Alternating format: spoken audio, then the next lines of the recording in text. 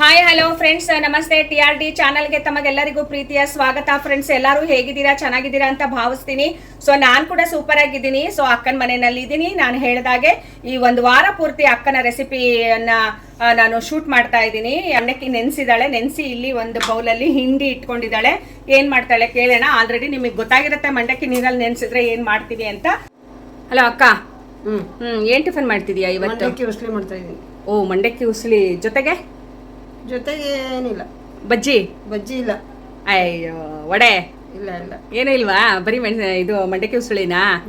ಓ, ಸರಿ ಸರಿ. ಮಾಡಿ ಚಕ್ಲಿ ಇದೆ, ಚಕ್ಲಿ ಹಾಕೊಂಡು ತಿನ್ನದಾ? ಸರಿ. ಹಂಗಿದ್ರೆ ಮಂಡಕ್ಕಿ ಉಸುಳಿ ಮಾಡಿ. ಚಕ್ಲಿ ಹಾಕೊಂಡು ತಿನ್ನೋದು. ಸರಿ ಮಾಡು. ಓಕೆ, ಈಗ ಬಾಣ್ಲಿ ಇಟ್ಟಿದ್ದೀನಿ. ಸಾರಿನ ಸೌಟಲ್ಲಿ 1.5 ಸೌಟು ಎಣ್ಣೆ ಹಾಕಿದ್ದೀನಿ. ಸಾಸಿವೆ ಹಾಕ್ತಾ ಇದ್ದೀನಿ. ಈಗ ಅದು ಚಟಪಟ ತಕ್ಷಣನೇ ಕುತ್ಕೊಂಡಿರೋ ಅಂತ ಹಸಿಮೆಣಸು ಹಾಕ್ತಾ ಇದ್ದೀನಿ.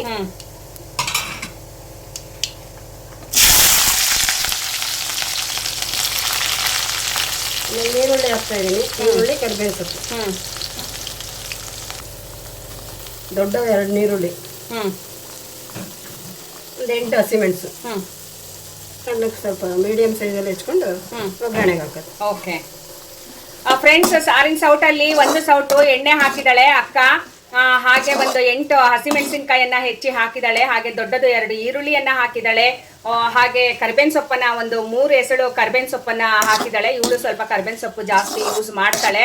ಆಗ ಮಿಕ್ಸ್ ಮಾಡ್ತಾ ಇದ್ದಾಳೆ. ಮಿಕ್ಸ್ ಮಾಡಿ ಸ್ವಲ್ಪ ಉರಿ ಸಣ್ಣ ಮಾಡಿ ನೀರುಳ್ಳಿ ಬೇಯೋದಕ್ಕೆ ಬಿಡೋದು. ಚೂರು ಅದಕ್ಕೆ ಸ್ವಲ್ಪ ಅರಿಶಿನ ಪುಡಿ ಹಾಕೋದು. ಒಂದು 1/4 ಸ್ಪೂನ್ ಅರಿಶಿನ ಪುಡಿ.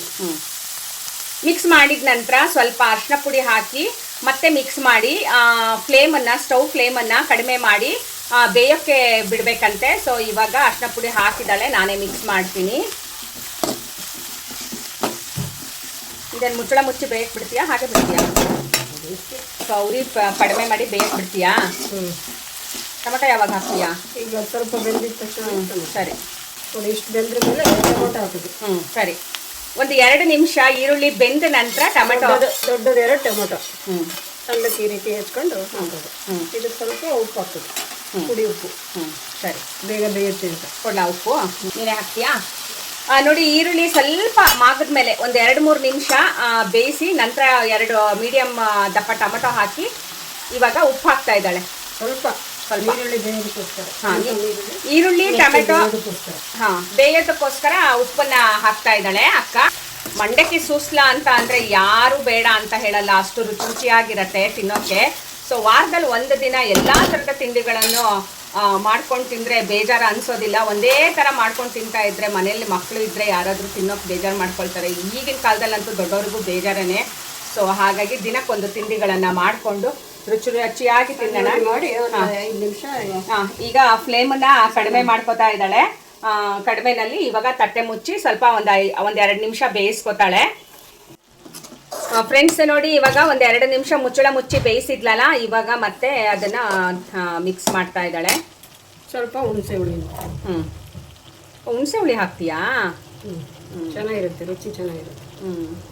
ನೋಡಿ, ಹುಣಸೆ ಹುಳಿ ಹಾಕಿದ್ರೆ ಮಂಡಕ್ಕಿ ರುಚಿ ಚೆನ್ನಾಗಿರತ್ತಂತೆ. ಹಾಗಾಗಿ ಅಕ್ಕ ಹುಣಸೆ ಹುಳಿಯನ್ನ ಹಾಕ್ತಾ ಇದ್ದಾಳೆ.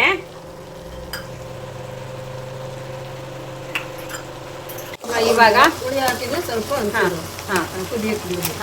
ಹುಳಿ ಹಾಕಿದ್ಮೇಲೆ ಒಂದ್ ಸ್ವಲ್ಪ ಹೊತ್ತು ಕುದಿಯೋಕೆ ಬಿಡ್ಬೇಕಂತೆ. ಸೊ ಇವಾಗ ಅದನ್ನ ಕುದಿಲಿಕ್ಕೆ ಬಿಡ್ತಾ ಇದ್ದಾಳೆ. ಸೊ ನಮ್ಮ ಮನೆಯಲ್ಲಿ ವಾಷಿಂಗ್ ಮಿಷನ್ ಸೌಂಡ್ ಬರ್ತಾ ಇದೆ.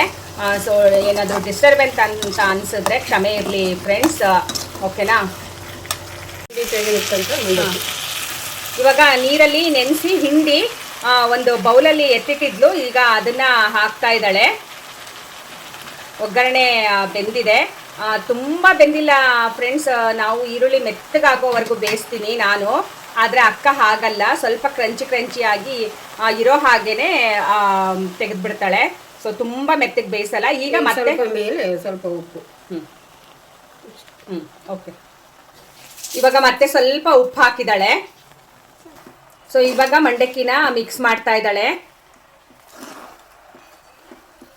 ಇದ್ರ ಜೊತೆಗೆ ಒಂದು ಮೆಣಸಿನ್ಕಾಯಿ ಬಜ್ಜಿ ಏನಾದರೂ ಇದ್ದರೆ ತುಂಬ ಚೆನ್ನಾಗಿರುತ್ತೆ. ಮಂಡಕ್ಕಿ ಕಾಂಬಿನೇಷನ್ನು ಮಿರ್ಚಿ ಮೆಣಸಿನ್ಕಾಯಿ. ಆದರೆ ಮೊನ್ನೆ ನಾವು ಹಬ್ಬಕ್ಕೆಲ್ಲ ಮಾಡಿದ್ವಿ, ಹಾಗೆ ಮತ್ತು ನಿನ್ನೆ ಹೋಟೆಲಿಂದ ಬೇರೆ ತೊಗೊಂಡು ಬಂದು ತಿಂದ್ವಿ. ಸೊ ಹಾಗಾಗಿ ಇವತ್ತು ಮಾಡ್ತಾ ಇಲ್ಲ. ಫ್ರೀ ಮಂಡಕ್ಕಿ ತುಂಬ ಚೆನ್ನಾಗಿ ಕಲರ್ಫುಲ್ಲಾಗಿ ಕಾಣಿಸ್ತಾ ಇದೆ. ನನಗಂತೂ ಬಿಡಾಡ್ತಾ ಇದ್ದಾಳೆ, ಬಾಯಲ್ಲಿ ಆಲ್ರೆಡಿ ನೀರು ಬರ್ತಾ ಇದೆ. ಮಂಡಕ್ಕಿ ಉಸುಳಿ ಅಂದ್ರೇ ನಮಗಂತೂ ಕೆಲವೆಲ್ಲ ಅಡುಗೆಗಳು, ಕೆಲವೆಲ್ಲ ಟಿಫನ್ಗಳು ಭಾಳ ಇಷ್ಟಪಡ್ತೀವಿ. ನಾವು ತುಂಬ ಇಷ್ಟಪಟ್ಟು ತಿಂತೀವಿ ಫ್ರೆಂಡ್ಸ್. ನಾವು ಹೇಳಿ, ಕಡಲೆ ಇದು ಎಂತ ಉರಿಗಡಲೆ ಜೀರಿಗೆ ಪುಡಿ ಮಾಡಿ ಇಟ್ಕೊಂಡಿರ್ತೀವಿ. ಓಕೆ, ಇದನ್ನ ಮಂಡಕ್ಕಿಗೆ, ಅವಲಕ್ಕಿಗೆ, ಹಂಗೆ ಖಾರ ಹಚ್ಚಿದ ಮಂಡಕ್ಕಿಗೆ ಎಲ್ಲ ಹಾಕೋಬಹುದು. ಸರಿ, ರುಚಿ ಚೆನ್ನಾಗಿರುತ್ತೆ. ಕಡಲೆ ಜೀರಿಗೆ ನೋಡಿ ಫ್ರೆಂಡ್ಸ್, ಕಡಲೆ ಮತ್ತೆ ಜೀರಿಗೆ ತಿಂಡಿ ತಿನ್ನೋದು 2 ಸ್ಪೂನ್.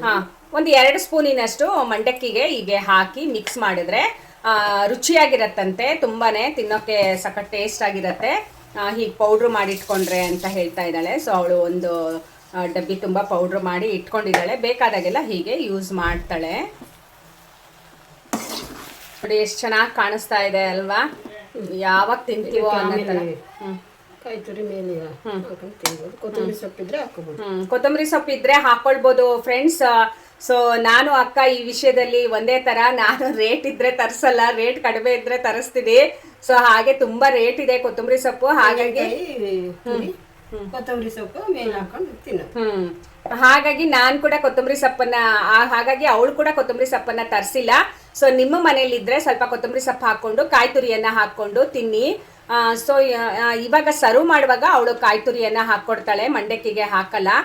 ಸೊ ಮೇಲ್ಮೇಲೆ ಹಾಕೊಂಡು ತಿನ್ನೋಕೆ ನಮ್ಮನೇಲಿ ಇಷ್ಟಪಡ್ತಾರೆ. ಉತ್ತರ ಕರ್ನಾಟಕ ಸೈಡ್ ತುಂಬಾನೇ ಸ್ಪೆಷಲ್ ಅಂತ ಪ್ರಸಿದ್ಧಿ ಆಗಿದೆ.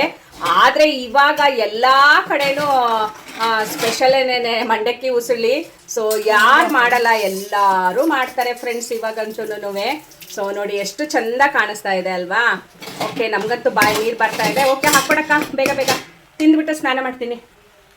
ಇದಿಷ್ಟು 4 ಜನಕ್ಕೆ ಅಳತೆ ಮಾಡಿ ಹಾಕಿ ಮಾಡ್ತಾ ಇದ್ದಾಳೆ. ಒಬ್ಬರಿಗೆ 1 ಲೀಟ್ರ್ ಲೆಕ್ಕಾಚಾರ ಅವಳದು. ಫ್ರೆಂಡ್ಸ್ ನೋಡಿ, ಫೈನಲಿ ಮಂಡಕ್ಕಿ ಉಸುಳಿ ರೆಡಿ ಆಯಿತು. ಮಂಡಕ್ಕಿ ಒಗ್ಗರಣೆ ಅಂತಲೂ ಕರೀತಾರೆ ಕೆಲವರು. ಸೊ ನಾವು ಮಂಡಕ್ಕಿ ಉಸುಳಿ ಅಂತ ಕರಿತೀವಿ.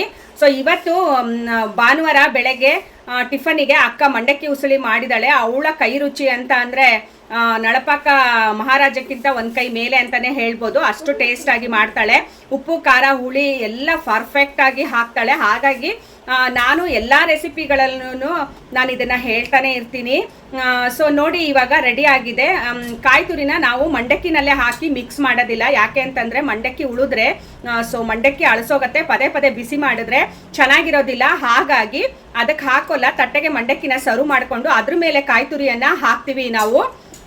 ಹೀಗೆ ಹಾಕೊಂಡು ತಿಂತೀನಿ. ಒಂದು ವೇಳೆ ಮಂಡಕ್ಕಿ ಉಳಿದ್ರೆ ಅದನ್ನು ಎತ್ತಿಡ್ಬೋದು ಒಂದು ಬಾಕ್ಸಲ್ಲಿ. ಆಮೇಲೆ ಯಾವಾಗಲಾದರೂ ಮಧ್ಯಾಹ್ನ ಊಟಕ್ಕೆ ಖಾಲಿ ಮಾಡ್ಕೊಳ್ಬೋದು, ಅಲ್ಲಿವರೆಗೂ ಇರುತ್ತೆ. ಹಸಿಕಾಯಿ ತುರಿ ಹಾಕಿದ್ರೆ ಇರೋದಿಲ್ಲ. ಹಾಗಾಗಿ ಓಕೆ ಫ್ರೆಂಡ್ಸ್, ಇವಾಗ ಟೇಸ್ಟ್ ಮಾಡಿ ಹೇಳ್ತೀನಿ ಮಂಡಕ್ಕಿ ಒಗ್ಗರಣೆ ಹೇಗಾಗಿದೆ ಅಂತ ಹೇಳಿ. ಬಾವ ತಿಂದ್ರೆ ಬಾವ ಚೆನ್ನಾಗಿದೆಯಾ ಮಂಡಕ್ಕಿ ಉಸುಳಿ? ಸೊ ನಾನು ಕೂಡ ಟೇಸ್ಟ್ ಮಾಡ್ತಾ ಇದ್ದೀನಿ ಫ್ರೆಂಡ್ಸ್ ಇವಾಗ.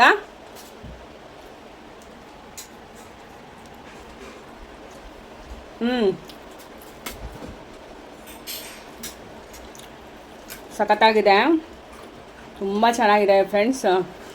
ನೋಡಿ, ಒಂದು ತಟ್ಟೆ ತುಂಬ ಹಾಕ್ಕೊಟ್ಟಿದ್ದಾಳೆ. ಫುಲ್ ಖಾಲಿ ಮಾಡ್ತೀನಿ ನಾನು.